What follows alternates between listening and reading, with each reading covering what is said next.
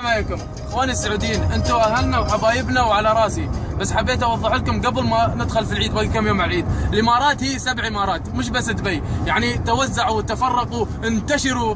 ابو ظبي، الفجيره، الشارجه، اي مكان غير دبي. نروح نودي اهلنا في دبي، الفنادق فل، المطاعم فل، وحركاتكم هاي ما نبغاها. البنت اللي تي ما فيها شعر واخوها شعرها نفس الاسد ما نبغاها، وانتم 15 واحد تدقون جيتار في الجبير ما نبغاها، وحركات اللي تركبون 10 في السياره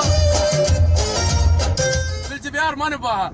انتشروا اي مكان غير دبي، خلونا نتنفس وما عليه. عليكم اخواني السعوديين، انتم اهلنا وحبايبنا وعلى راسي، بس حبيت اوضح لكم قبل ما ندخل في العيد، باقي كم يوم على.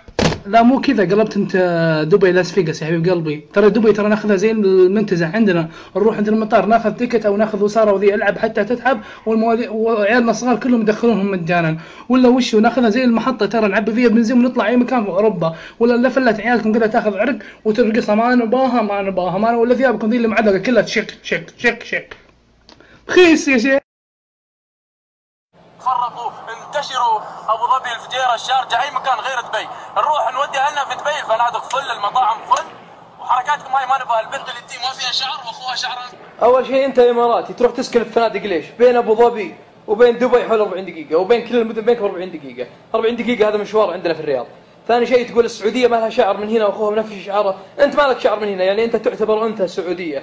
هذا اول شيء. ثاني شيء في الجي بي ار الاماراتيين يروحون يدورون خليجيات الصيعات، سواء سعوديات كويتيات قطريات اماراتيات، يروحوا يدورون هناك يرقمون يستعرضون بالسيارات. الجي بي ار للاستعراض، لا تقدر تسوي فيها عندي.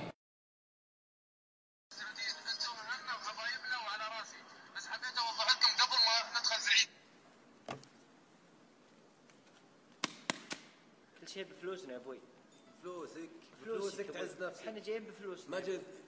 يعني ما جينا مجبورين ابوي، بفلوس، معنا فلوس يا اخي. نجي دبي غير يا اخي كذا بس حق الطقطقه يا اخي، كذا كم يوم نتكفى. غير عندك يا اخي عادي يا اخي، بفلوسنا يا اخي. هذه بعد شغلك. جيتارنا يا اخي، كل شيء دبي لنا اصلا، بتصير لنا على ولد حقتنا بعد. ونشغل رابح ونرقص بمزاجنا يا ابوي. كيفنا يا اخي. ليش يا اخي؟ يا اخي